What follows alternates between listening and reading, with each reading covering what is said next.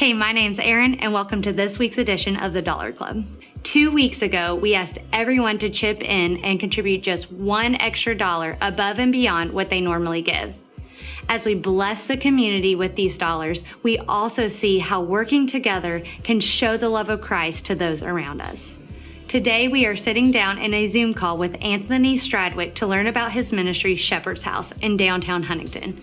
We are also going to meet Brian, a participant in Shepherd's House ministry programs, as well as Celebrate Recovery here at River Ridge. We are going to learn how these two are using the gospel to change the lives of people hurting from the effects of drugs and alcohol, and see if there is a way that the Dollar Club can help. Well, Anthony and Brian, thanks so much for sitting down and talking to us. Anthony, can you tell us a little bit about Shepherd's House and the work you all do in Huntington? Yes, the Shepherd's House is a Christ-centered program, and we work with men and women that are dealing with drugs and alcohol addiction. We started out dealing with folks who were probation, parole, CPS, so we were dealing with a large variety of people, and here recently, we've been focusing a lot on CPS cases, men and women, or even couples or married couples that have children. So we begin working with them from the time that they come out of a detox, taking them through 6 months of working on their relationship with their mothers and fathers, then working with their relationships with bringing the kids in, helping them going from addiction to independence and self-sufficiency.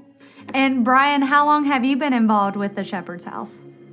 I'm here 2 years, 3 months, and about 15 days. Would you mind kind of telling us what led you there? Well, my last relapse, I was fighting Celestia of my little boy, which you've seen here. I was about 6 months in my battle for custody, and I had relapse. And I was out on Holly River, or towards the end of April in 2018. I had begged people to come to me because I was stuck. My truck wouldn't start. I had no heat. It was 25 degrees outside. I was cold. I was coming down home. I was crashing. My body was crashing. And before I passed that night, I said a prayer. I hadn't prayed since 2006 when I lost daughters because of my addiction. The prayer was, God, if you it for me, make it through that. I crawled the cab of my truck and I closed my eyes. I didn't know if I was going to make up. I didn't know if I was going to make it. When I woke up next morning, it was 60 degrees outside. The snow was gone. The road was dry. And I said, God, I can't do no more. I need help. I'd asked my family to help me, and no, they wouldn't help me.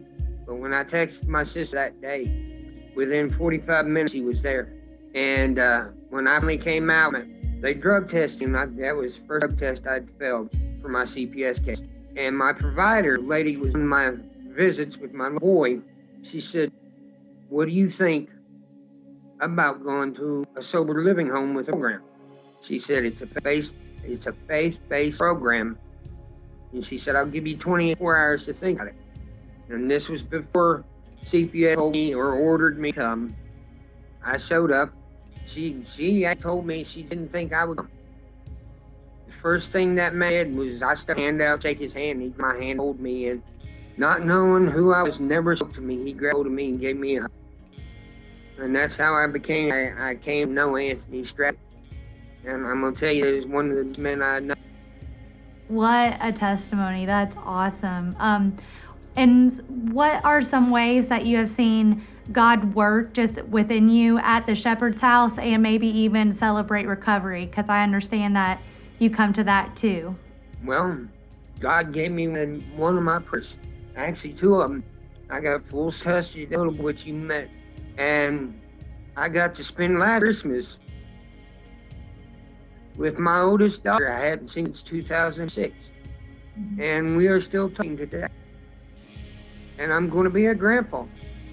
And, I see God all the time. I know the guy I work with don't talk about it with some of the customers. God wants me to talk to them about it. And I tell them a little bit of testimony through the Shepherd's House, through Anthony, through church. I mean, because I was the guy that when I came here, I was raised to hate. I mean, I wasn't a very good person when I came, and now I have my ups and days, yes. And when I do, I call my sponsor and I call my accountability partner, and I talk to him. I learn I keep humble. That's awesome. I love that you share that. You volunteer at CR, right? Yes. What do you do? When they need me, yes. He's been an awesome blessing to us, and I don't think we could have gotten through the past year without his help. And he's taken a tremendous burden off of me with driving and a lot of things. And Well, guys, thank you so much for sitting down and talking to me. I love hearing both your all's story, and it's just such an awesome reminder of the grace we have in Jesus. And Brian, we do this thing at River Ridge called the Dollar Club, where we just ask everybody once a month to throw in an extra $1, and we find a need in the community and a person that's doing awesome work, and we bless them with it. And so some of your friends from CR has reached out to us, and I know you thought that you were just coming and sharing your story today, but I actually have a check for you today for $4,017 just to help go through some of those hurdles that you might be facing. Thank you. I don't know what to say. I am actually got tears running down my.